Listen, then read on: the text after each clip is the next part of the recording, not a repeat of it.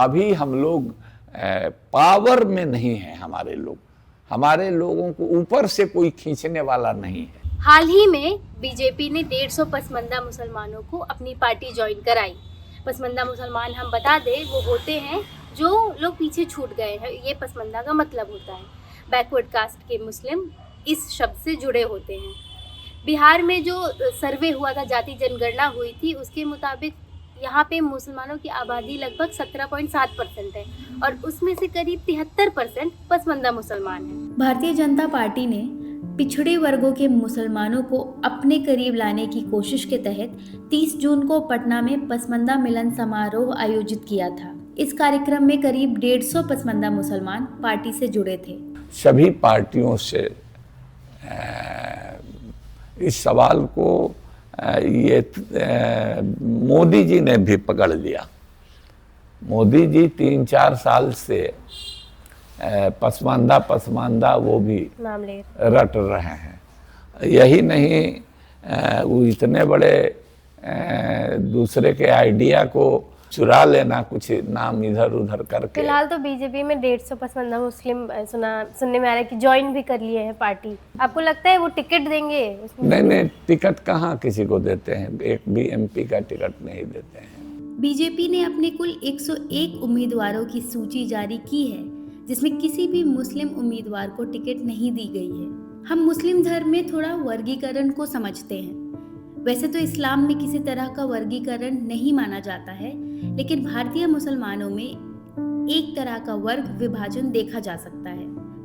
मुसलमानों के 3 वर्ग माने जाते हैं, जो कि हैं अशरफ, अजलाफ और अर्जाल। अशरफ वो तबका है जो आर्थिक, सामाजिक और राजनीतिक रूप से सबसे मजबूत माना जाता है। इसके बाद आते हैं अजलाफ, जिनकी स्थिति अशरफ से नीचे लेकिन अर्जाल से बेहतर होती है। वहीं अर्जाल समाज का वो हिस्सा है जो सबसे वंचित और पिछड़ा है। इनको पसमंदा मुसलमान भी कहा जाता है। पसमंदा जो नाम आता है वो उसमें कौन कौन सी जाति आती है? अंसारी आता है, दूल्हा आता है, दर्जी आता है, दुनिया आता है, हजाम आता है। तो सबसे नीची जाति कौन सी आती है मुसलमान? सबसे नीची जाति में हम लोग अंसारी से में है, साहब यादरी में जोला है, दुनिया है, अंसारी है, शाह साहब हैं, ये सब में है। और ऊपर में शेख हो गए, शेख साहब हो गए, सैयद हो गए, ये लोग हैं और भी हैं। सैयद का शुरू से काम है कि उनके पास जमींदारी थी, हर जड़ जमीन ज़्यादा थी और अलावे बहुत से ऐसे कार्य थे कि उनके पास थे।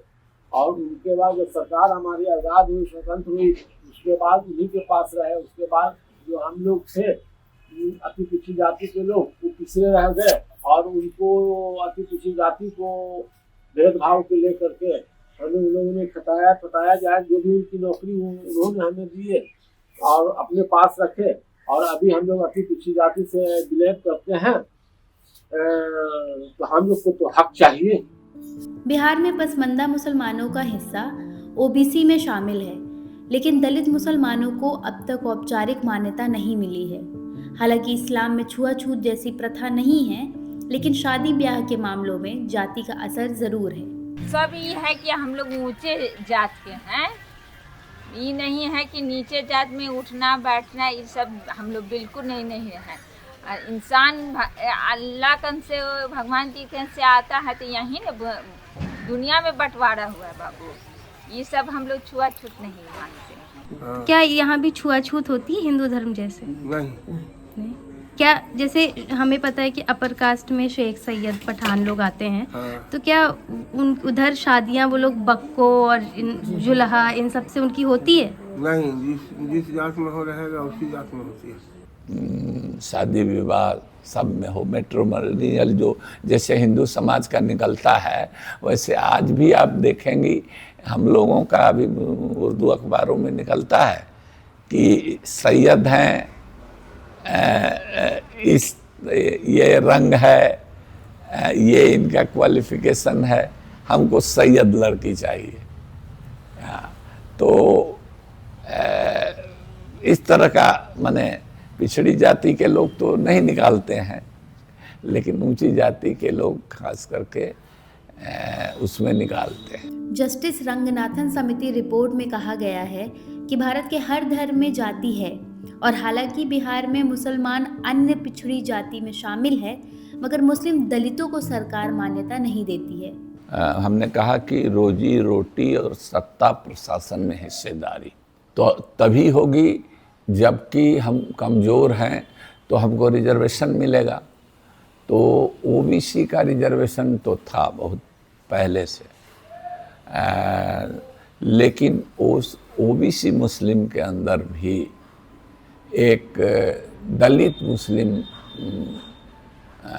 टाइप की जातियां थीं कुछ, जैसे मुस्लिम धोबी, हिंदू धोबी तो शेड्यूल कास्ट है, मुस्लिम धोबी ओबीसी है, काम वही, नाम वही, पेशा वही, हलाल खोर जिसको भंगी कहते हैं, मेहतर कहते हैं, हिंदू में हलखोर कहा जाता है, मुसलमान में वही हलाल खोर हो जाता है, कहीं उसको हेला कहते हैं, कहीं होलैया कहते हैं। तो वही मैला ढोने का काम स्त्री पुरुष सब उसके करते हैं, वो काम।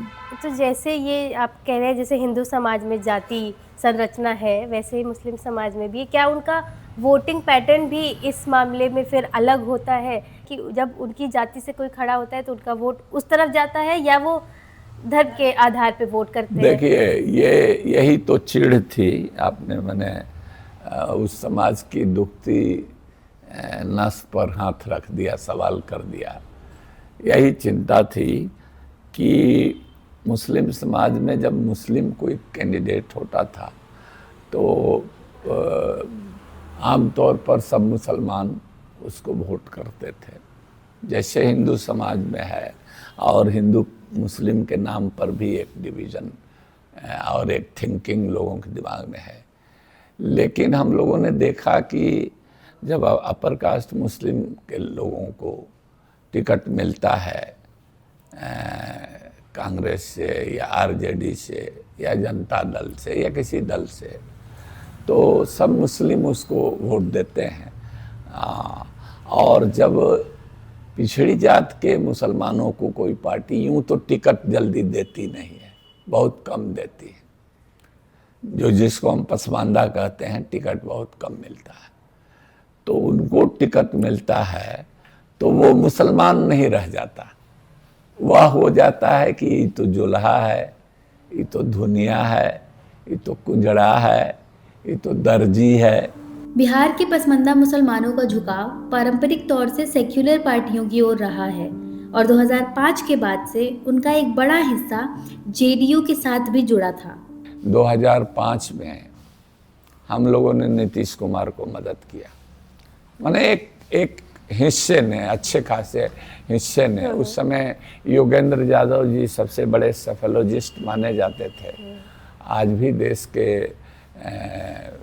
बड़े विचारक माने जाते हैं।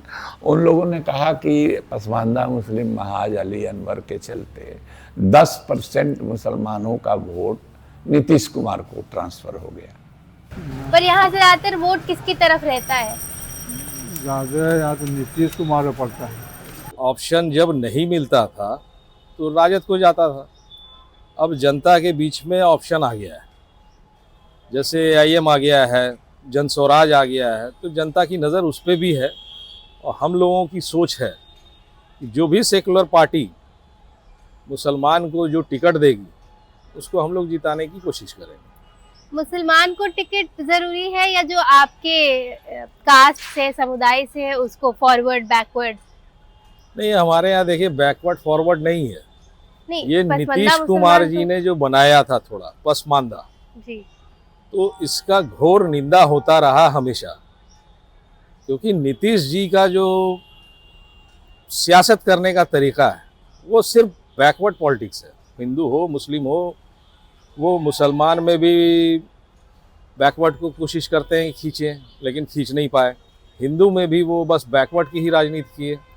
जो वोट बैंक है उनका 16-18% बनता है, वो सिर्फ बैकवर्ड ही है उनके पास, फॉरवर्ड नाम का ही है। इसलिए ये लड़ाई में इस टाइप की बातें जो करती है पार्टी, हम लोग उसका साथ नहीं देते। बिहार में मुसलमान, खासकर पसमंदा तबका, लंबे समय से सेक्युलर पार्टियों, खासकर जेडीयू के करीब रहा है, लेकिन इन पार्टियों ने उन्हें ज्यादातर प्रतीकात्मक रूप से ही साथ रखा है। टिकट बंटवारे या सत्ता में हिस्सेदारी के मामले में वो पीछे ही रहे हैं। आबादी में बड़ा हिस्सा होने के बावजूद पसमंदा मुसलमान अभी तक एक संगठित राजनीतिक बल के रूप में उभरता नहीं दिख रहा है। मगर क्या ये संगठित वोटर बनकर बिहार की राजनीति में अपनी हिस्सेदारी तय कर सकता है? खबर लहरिया, आपकी खबर, आपकी भाषा।